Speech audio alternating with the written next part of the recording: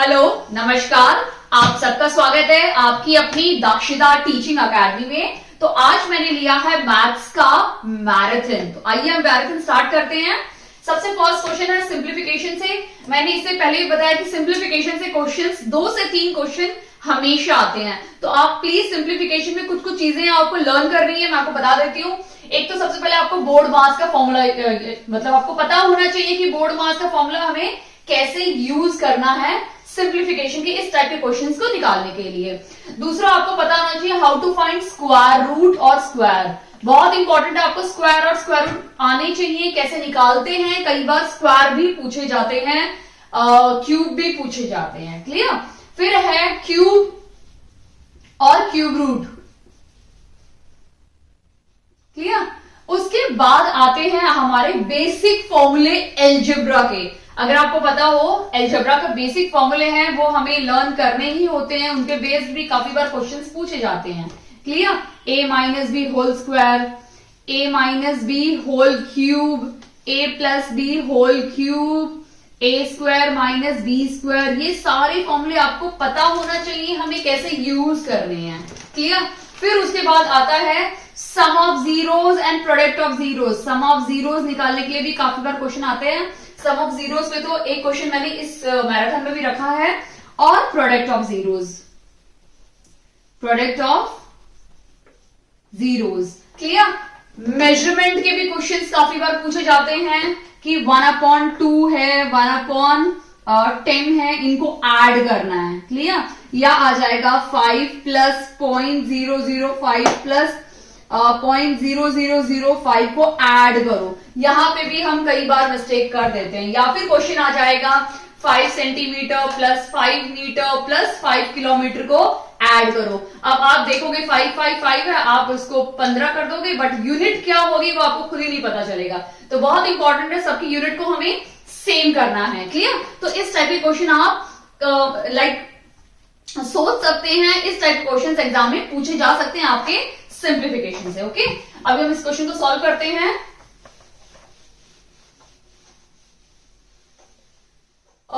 ये क्वेश्चन तो सबसे पहले बहुत इंपॉर्टेंट है, हम सबसे पहले क्वेश्चन लिख लेते हैं। क्वेश्चन में ये जो ऊपर बार बना हुआ है ना, इसको सॉल्व करना बहुत ज्यादा ही इंपॉर्टेंट है। ठीक है। अब सबसे पहले हम क्या करेंगे, इस बार को सॉल्व करेंगे, क्योंकि अगर आप बोर्ड मास में देखते हो तो सबसे पहले हमें क्या सॉल्व करना होता है, बार। ठीक है। उसके बाद हमें क्या करना पड़ता है, बी से क्या होता है, बार। ठीक है। ठीक है। और ओ से हमें ब्रैकेट ऑफ करना है, यानी इस ब्रैकेट को हटाना है। ब्रैकेट में भी 3 टाइप के ब्रैकेट होते हैं, curly bracket, square bracket and curve bracket. तो सबसे पहले हमें ये ओपन करना है अगर ये क्वेश्चन में है, उसके बाद स्क्वायर है तो उसको सॉल्व करना है, और लास्ट में आपको ये कर्व ब्रैकेट सॉल्व करना है। ओके। आई होप आपको अच्छे समझ में आ गया है। और सॉरी, बोर्ड मास का बाकी का चीज में भी मैं एक बार रिवाइज करा देती हूँ। ठीक है। बी मतलब बार, ओ मतलब ऑफ करना है, डी डिवाइड होता है, एम मल्टीप्लाई, ए एडिशन और एस सब्ट्रैक्शन होता है। तो आपको ये चीजें ध्यान देनी है कि बोर्ड मास को यूज करके ही इस टाइप के क्वेश्चन सॉल्व कीजिए। काफी बार क्या करते हैं, बस देखा नहीं कि अंदर का सॉल्व किया, सबको एक साथ कर दिया, इंटू कर दिया, आपका आंसर नहीं मिलेगा। तो very important to use BODMAS formula. Clear. अब वहां पे क्वेश्चन लिखा हुआ है ऑफ 1.6, तो ऑफ का मतलब मैंने आपको बताया मल्टीप्लाई होता है 1.6। क्लियर। अब हम सबसे पहले किसको सॉल्व करेंगे, जो बार वाला है उसको पहले सॉल्व करेंगे। तो बार सिर्फ इन दोनों के ऊपर है, तो इन दोनों को ही हम माइनस करेंगे। क्लियर। अब हमें ये सॉल्व करना है बार वाला टर्म। क्लियर। तो सबसे पहले हम एक शॉर्ट ट्रिक देखते हैं। क्लियर। क्योंकि इस टाइप के क्वेश्चन में आप शॉर्ट ट्रिक अप्लाई कर सकते हैं। अगर हम 1.2 में से, यानी 12 के बराबर है और ये 0.9 है, माइनस करेंगे तो हमें क्या मिलेगा, 0.3 मिल जाएगा। क्लियर। अब ये 0.3 है और ये 4 है, तो हम इसको कंसीडर कर सकते हैं, ये 4.07 है, विच इज इक्वल टू 4, ये 4 के बराबर ही है। और ये जो 0.3 है, ये 0.3 है, यानी अगर ये पॉइंट के बाद का 5 होता तो कुछ हम कंसीडर करते, बट अगर 5 से कम है तो ऑलमोस्ट इक्वल टू 0 ले लेते हैं हम लोग। तो 4 में से 0 माइनस करेंगे तो हमें 4 ही मिलेगा। ठीक है। बाहर इंटू है, इंटू 1.6, 1.6 को 4 से इंटू करेंगे तो 16 4 जा 64 आ जाएगा। और डॉट हम डाल देंगे, 64 आ गया। और हमें 8.5 को माइनस करना है, 8.5 माइनस 6.2। ऑब्वियसली बात है, जब हम इन दोनों डिजिट को माइनस करेंगे तो ये इसको कंसीडर करो 8 और इसको 6, तो 2 पॉइंट समथिंग समथिंग आपको वैल्यू मिलेगी। क्लियर? अब हम ऑप्शंस में देख लेते हैं। अगर हम ऑप्शंस में देखेंगे तो सबसे पहला क्या है, 2 पॉइंट समथिंग समथिंग वैल्यू है, यानी ये ऑप्शन हो सकता है। नेक्स्ट क्या है, 24.68। ऑब्वियसली बात है, ये दोनों छोटे ही नंबर है, इन दोनों को माइनस भी करेंगे तो भी हम इसके बराबर तो कभी नहीं पहुंच सकते हैं, तो ये कैंसिल हो जाएगा। ऑब्वियसली बात है, फिर से 68 भी कैंसिल हो जाएगा, ठीक है। और 6.8 भी हो नहीं सकता, तो ऑब्वियसली बात है, अगर आप इसको देखोगे तो इसका राइट आंसर क्या होगा, option number A, 2.468। Clear? I hope आपको अच्छे समझ में आ गया। हर जगह हमें देखो, हम बहुत सारे ऐसे क्वेश्चंस हैं जहां हम अपना टाइम बचा सकते हैं, हर जगह हम उसको सॉल्व करके नहीं देख सकते हैं, हम उसको इस तरह से कुछ इजी ट्रिक लेके आंसर निकाल सकते हैं। क्योंकि अगर आप देखोगे तो ऑप्शंस में भी ड्रास्टिक चेंजेस है, काफी ज्यादा चेंजेस है। यहाँ 2 है, 24, 68 और 6 है, तो ऑब्वियसली बात है, जब आप 8 से 6 को माइनस करोगे तो आपको 2 ही मिलेगा, 2 पॉइंट समथिंग समथिंग आपको वैल्यू मिलेगी, जो आप इसको, ये आपके इक्वल टू है। तो आपका जो राइट आंसर है वो है ऑप्शन नंबर ए, जो आप इसको पूरा सॉल्व करोगे तो भी आपको यही आंसर मिलेगा। ओके, आई होप आपको अच्छे समझ में आ गया है। क्योंकि मैथ्स में ना जनरली हमारा कैलकुलेशन जब हम करने लग जाते हैं और कहीं अटक जाते हैं तो हमारा टाइम वेस्ट बहुत ज्यादा हो जाता है। उस टाइम पे आप इस तरह की ट्रिक यूज करके अपना किसी क्वेश्चन में टाइम बचा के दूसरे क्वेश्चन में उस टाइम को लगा सकते हैं। क्लियर? अभी हम क्वेश्चन नंबर 2 देखते हैं। क्वेश्चन नंबर 2 क्या है, find the median of the following. Clear? ये हमारे स्टैटिस्टिक से ये क्वेश्चन है। और अगर आप देखोगे तो स्टैटिस्टिक में क्या होता है, आपके कुछ क्वेश्चंस आते ही आते हैं। सबसे पहला है मीन, ये पूछा जाता है, मीडियन ये भी पूछा जाता है, फिर आता है हमारा रेंज, ठीक है, फिर आता है हमारा एवरेज। क्लियर? मीन, मोड भी पूछा जाता है। तो स्टैटिस्टिक में आप भले ही टीजीटी के लिए अप्लाई किया हो, पीजीटी के लिए किया हो या पीआरटी के लिए किया हो, इन तीनों के लिए ये ही इंपॉर्टेंट है स्टैटिस्टिक में। तो अगर आप स्टैटिस्टिक में सिर्फ ये 5 चीजें कर लेंगे तो आपका वो टॉपिक ऑलमोस्ट खत्म हो गया, आपने कवर कर लिया है। क्लियर? तो अब इस क्वेश्चन ने पूछा है मीडियन, नाम से ही पता चल रहा है मीडियन, या हम बोल सकते हैं मध्याह्न। क्या मीडियन क्या होता है? मीडियन यानी बीच का नंबर, ठीक है। घर में अगर 5 बच्चे हैं किसी के, तो ये सबसे बड़ा होता है, ठीक है, ये सबसे बड़ा होता है, ये सबसे छोटा होता है, तो बीच का बच्चा क्या हो गया, ये बच्चा हो गया, तो ये मीडियन हो गया फैमिली का। क्लियर? तो वैसे ही हम इस क्वेश्चन में देख लेते हैं कि मीडियन क्या होता है।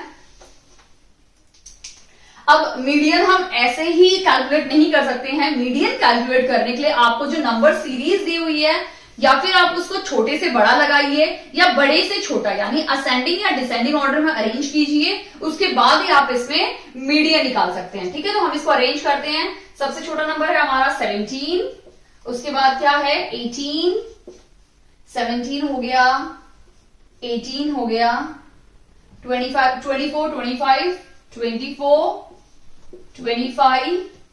हो गया, 25 हो गया, 35, 36 एंड 46। क्लियर? ये सारे हमारे नंबर हो गए। तो हमें बीच का नंबर निकालना है, यानी मिड पॉइंट, मिड नंबर निकालना है। तो यहां से मैंने 2 कैंसिल किए, यहां से मैंने 2 कैंसिल कर दिए, यहां से 1, यहां से 1, तो हमारा जो सेंटर का नंबर यानी बीच का नंबर हो गया है 25, यानी हमारा ऑप्शन नंबर सी इसमें राइट आंसर है। क्लियर? आई होप आपको अच्छे समझ में। इसमें मत करने लग जाना कभी भी कि अच्छा ये तो मीडियन देख रहे हो, मुझे आता है, और झट झट आपने कैंसिल किया, ये 3 काटे, ये 3 काटे, 17 आ गया। 17 अगर बाई चांस यहाँ तो ऑप्शन में नहीं है तो आप थोड़ा अलर्ट हो जाओगे, बट अगर बाई चांस 18 की जगह पे 17 होता तो आप तो फंस जाते। तो बहुत इंपॉर्टेंट है कि जब भी आप मीडियन निकालते हैं या मोड निकालते हैं, क्लियर, मोड होता है कि कोई भी एक पर्टिकुलर नंबर जो काफी बार रिपीट होता है उसे मोड बोलते हैं। क्लियर? रेंज भी मैं बता देती हूं कि रेंज क्या होता है। सबसे पहले हम मीन से स्टार्ट करते हैं। मीन होता है, अगर इन सबका अगर हमें मीन निकालना है तो मैं इन सबको ऐड करूंगी, यानी 17 plus 18 plus 17 plus 18 plus 24 plus 25 plus 35 plus 36 plus 46। मैंने सबको ऐड किया और डिवाइड किससे करूंगी? 1 2 3 4 5 6 7 और मैं 7 से डिवाइड कर दूंगी तो मुझे क्या मिल जाएगा?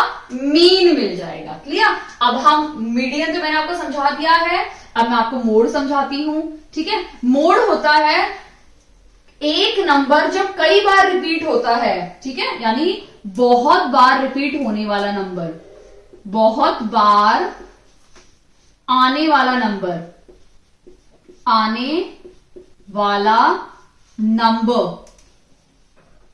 ठीक है, बहुत बार आने वाला नंबर को हम बोलते हैं मोड। यानी अगर आप यहां देखोगे तो एक भी नंबर दोबारा नहीं आया है, यानी सब नंबर एक एक बारी आए हैं, कोई भी नंबर रिपीट नहीं हुआ या दोबारा नहीं आया है, तो इसमें मोड क्या है? कुछ भी नहीं है। क्लियर?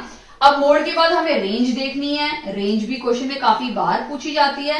रेंज होता है, रेंज के टाइम पे आपको दो चीजें ध्यान देनी है, सबसे बड़ा नंबर और सबसे छोटा नंबर। तो यहाँ पे सबसे बड़ा नंबर क्या है? 46 है। सबसे छोटा नंबर क्या है? 17 है। जब आप 46 को 17 से माइनस कर दोगे, जो भी आंसर आएगा वो आपका क्या हो जाएगा? रेंज। क्लियर? आई होप आपको अच्छे से समझ में आ गया है किस तरह से बाकी क्वेश्चंस भी अटेम्प्ट कर रहे हैं। इस क्वेश्चन में अगर मीडियन पूछा है तो बाकी क्वेश्चन में अगर मोड या रेंज या मीन कुछ भी पूछेंगे तो आप एटलीस्ट सॉल्व कर सकते हैं। क्लियर? अब हम नेक्स्ट क्वेश्चन देखते हैं, क्वेश्चन नंबर 3। ओके, अभी हम क्वेश्चन नंबर 3 देखते हैं। फाइंड HCF, यानी हमें महत्तम निकालना है इन तीनों नंबर का। ठीक है, यानी क्वेश्चन नंबर 3 देखते हैं। 315 441 और 357 का हमें क्या निकालना है? एलसीएम भी समझाऊंगी कि इन तीनों नंबर का एलसीएम कैसे निकालना और एचसीएफ कैसे निकालना। तो सबसे पहले हम एचसीएफ निकालते हैं। ठीक है, तो मैं स्टार्ट करती हूँ 315 का। ठीक है, 5 पीछे है तो 3 से स्टार्ट करती हूँ। ठीक है, 3 से नहीं होगा ये, तो हमें चेंज करना पड़ेगा नंबर।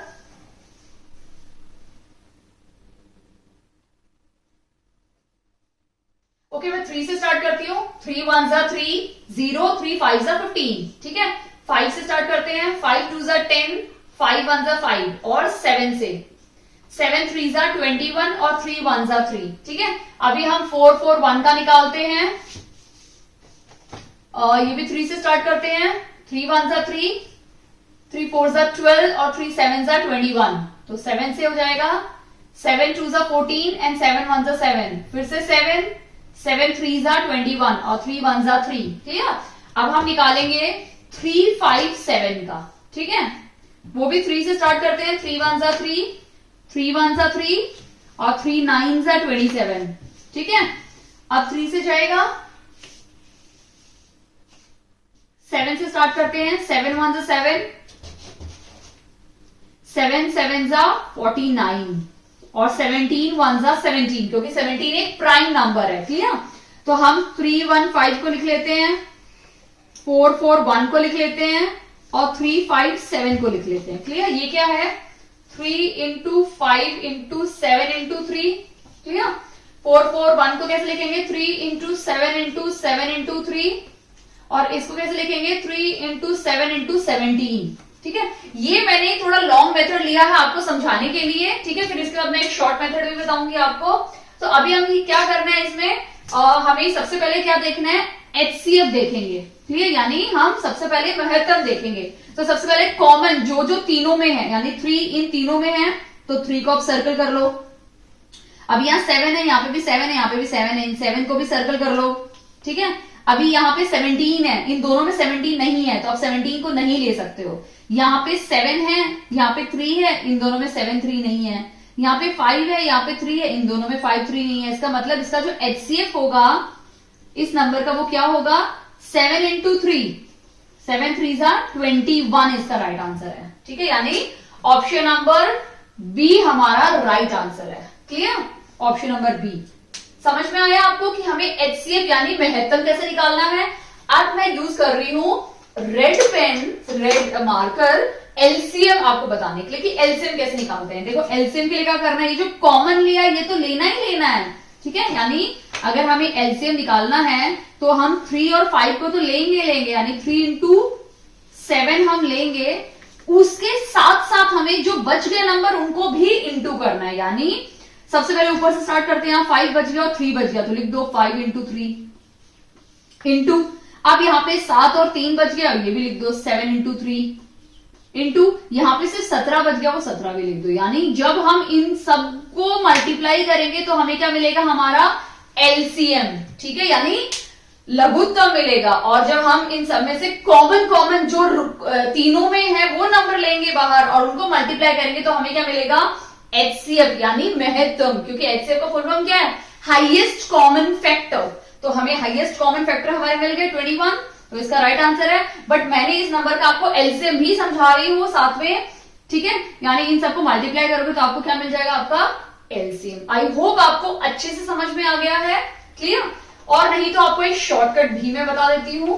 शॉर्टकट ये है कि अगर आप देखोगे 315 हमारे पास नंबर है, ठीक है, और कौन सा है 441, और कौन सा है 357। तो सबसे पहले हम ऑप्शंस में जाते हैं। ऑप्शन में ये क्या है, 17 एक प्राइम नंबर है, तो ऑब्वियसली बात है ये तो बहुत मुश्किल है, ये तो होगा नहीं। दोबारा आया 19, ये भी एक प्राइम नंबर है तो ये भी होगा नहीं। तो हमारे दो जो ऑप्शंस है वो एलिमिनेट हो गए, कैंसिल हो गए। अब बचा 16 को हम कैसे लिख सकते हैं, 4 4 16, और 21 को कैसे लिख सकते हैं, 7 3 21। यानी आपको क्या करना है, किसी भी एक नंबर को 4 से मल्टीप्लाई करके देखो, 4 से डिवाइड करके देखो, फिर 7 से करो और 3 से करो। अगर 4 से हो गया तो ये हो सकता है, अगर 4 से नहीं हुआ तो ऑब्वियसली बात है यही आपका राइट आंसर है। जो हमने देखा 7 और 3 दोनों आ रहे हैं, यानी 21 इसका राइट आंसर है। क्लियर। आप इस तरह से भी इस क्वेश्चन को अपना समय बचाने के लिए कर सकते हैं। मैंने आपको समझाया इसलिए क्योंकि जब हम करते हैं तो हमें इसका ओरिजिनल यानी ट्रेडिशनल मेथड पता होना चाहिए। क्लियर। और फिर आप इसका शॉर्ट ट्रिक अप्लाई कर सकते हो। क्लियर। आई होप आपको अच्छे समझ में आ गया है। अब हम नेक्स्ट क्वेश्चन देखते हैं। हम क्वेश्चन नंबर 4 स्टार्ट करते हैं। यहाँ पे क्वेश्चन नंबर 4 का डायग्राम मिसिंग है, जो मैं अभी बना देती हूँ। क्वेश्चन नंबर 4 का डायग्राम ये है कि ये एबीसी एक ट्रायंगल है जिसमें एंगल बी क्या है, 65 डिग्री है, एंगल ए हमारा एक्स है, और ये दोनों साइड क्या है, इक्वल हैं। अगर किसी भी ट्रायंगल में दो साइड अगर इक्वल होती है, इसका मतलब वो क्या है, आइसोसेलेस ट्रायंगल है। और आइसोसेलेस ट्रायंगल की ये प्रॉपर्टी होती है कि अगर इनके दोनों के कोई भी साइड, अगर ये दोनों साइड इक्वल है तो इनके जो अपोजिट एंगल्स होंगे वो भी इक्वल होंगे। यानी इस साइड के अपोजिट एंगल कौन सा है, सी है, इस साइड के अपोजिट एंगल कौन सा है, बी है, ये दोनों इक्वल होंगे। तो ये अगर 65 है तो ये भी तो 65 हो जाएगा ना। ठीक है। अब हमें ये पता है कि एक ट्रायंगल का जो सम होता है वो कितना होता है, 180 डिग्री होता है। तो क्या हो गया, ये 65 है, 65 है, दोनों को प्लस करेंगे तो क्या होगा, 130 हो गया। आपको कुछ नहीं करना, 180 में से 130 को माइनस करना है, तो हमारा क्या निकलेगा, 50 डिग्री। यानी जो ए है वो क्या है हमारा, 50 डिग्री। यानी ऑप्शन नंबर बी हमारा राइट आंसर है। क्लियर। आई होप आपको अच्छे समझ में आ गया है। कोई भी साइड दे सकते थे। कई बार इस टाइप के क्वेश्चन पता कैसे आते हैं, कई बार क्वेश्चन में ये बोल देंगे कि ये ट्रायंगल है जिसमें तीनों साइड इक्वल हैं, तीनों साइड इक्वल है। अब तीनों साइड का मेजरमेंट निकालो, तो उस टाइम पे आप क्या करोगे, तीनों साइड इक्वल है यानी तीनों को प्लस करोगे तो 3x हो जाएगा। वो किसके इक्वल होगा, 180 डिग्री के इक्वल होगा। तो x क्या हो जाएगा, 180 डिवाइड बाय 3 यानी 60। तो अगर ये 60 है तो ये भी 60 हो जाएगा, और ये भी क्या हो जाएगा, 60 डिग्री। क्लियर। आई होप आपको अच्छे समझ में आ गया है। या फिर फोटो हमने हिलाया था, या फिर क्वेश्चन ऐसे आ सकता है, एक राइट एंगल ट्रायंगल बना देंगे। क्लियर। राइट एंगल ट्रायंगल में आपको अच्छे से पता है कि 90 डिग्री है। ठीक है। आपको ये तो 90 डिग्री पता है, आपको बोल देंगे ये दोनों इक्वल है। ठीक है। ये दोनों इक्वल है यानी ये दोनों साइड इक्वल है। ये x है, ये x है, तो इन दोनों अगर ये 180 से माइनस करोगे 90 को तो हमें 90 मिल जाएगा। यानी इन दोनों का सम किसके इक्वल है, 90 के इक्वल है। 90 को डिवाइड करो 2 से तो ये 45 हो जाएगा, और ये भी 45 हो जाएगा। तो इस टाइप के क्वेश्चन भी आप एक्सपेक्ट कर सकते हो, आपके HTET 2022 में आ सकते हैं। क्लियर। आई होप आपको अच्छे समझ में आ गया है। अब हम नेक्स्ट क्वेश्चन देखते हैं। क्वेश्चन नंबर 5 क्वेश्चन देखते हैं। अ train is moving at a uniform speed. एक ट्रेन ना यूनिफॉर्म स्पीड जब भी लिखा हो ना, यूनिफॉर्म स्पीड इसका मतलब होता है, सॉरी यूनिफॉर्म स्पीड का मतलब होता है कि वो एक ही स्पीड से जा रही है। ठीक है। ये फिजिक्स की एक टर्म है जो बहुत ज्यादा इंपॉर्टेंट है, और ये क्वेश्चन ना साइंस में भी आ सकता है, क्योंकि साइंस में 10th तक का साइंस आता है, और उसमें हमारा जो 9th का फिजिक्स है उसमें हमारा जो मोशन चैप्टर है उसका ये बहुत अच्छा टॉपिक है, uniform speed, uniform motion, uniform velocity. तो जल्दी ही मैं साइंस पे भी काफी सारे वीडियोस आपके स्पेशली फिजिक्स पे बनाने वाली हूँ, बट HTAT 2022 के बाद मैं उसकी तैयारी करूंगी, क्योंकि अभी तो बिल्कुल भी टाइम नहीं है मेरे पास। मैं मैथ्स और रीजनिंग में ही ज्यादा फोकस कर रही हूँ। ठीक है, तो अभी हम देखते हैं यहाँ पे एक ट्रेन। अभी अगर आपने देखोगे तो हम परेड देखते हैं, 26 जनवरी की परेड, उसमें सभी लोग एक ही स्पीड से चलते हैं, उसे हम बोलते हैं यूनिफॉर्म स्पीड। बट अगर हम बाजार में जाते हैं तो कभी हम स्लो चलते हैं, धीरे धीरे कुछ देखते हुए, कभी हम इतनी तेज भागते हैं, बहुत ज्यादा जल्दी चल के चलते हैं, तो वो हमारी हो जाती है non uniform speed. I hope आपको अच्छे समझ में आ गया कि यूनिफॉर्म स्पीड या नॉन यूनिफॉर्म स्पीड क्या होती है।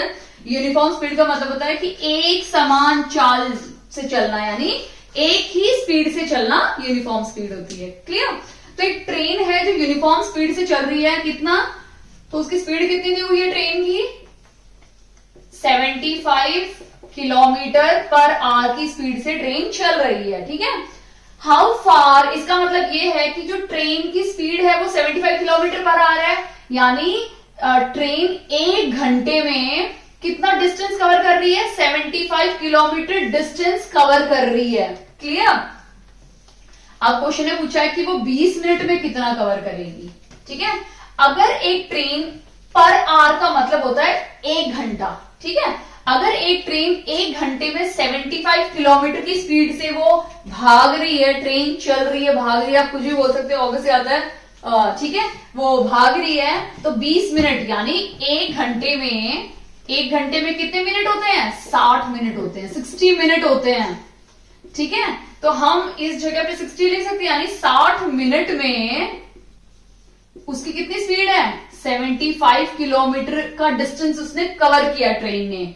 तो हमें 20 मिनट का पूछा है, तो उसको 20 कर दो, 20 मिनट का। ठीक है, आपको पहले 1 मिनट का निकाल के इंटू करने की बिल्कुल जरूरत नहीं, आप सीधा 20 मिनट लिख दो। मिनट है तो मिनट को मिनट के नीचे लिख दो, तो आपको क्या मिल जाएगा, किलोमीटर मिल जाएगा। बट अगर कई बार क्वेश्चन ने किलोमीटर दिया हो और मिनट पूछा हो, तो आप किलोमीटर को किलोमीटर के नीचे लिखिए।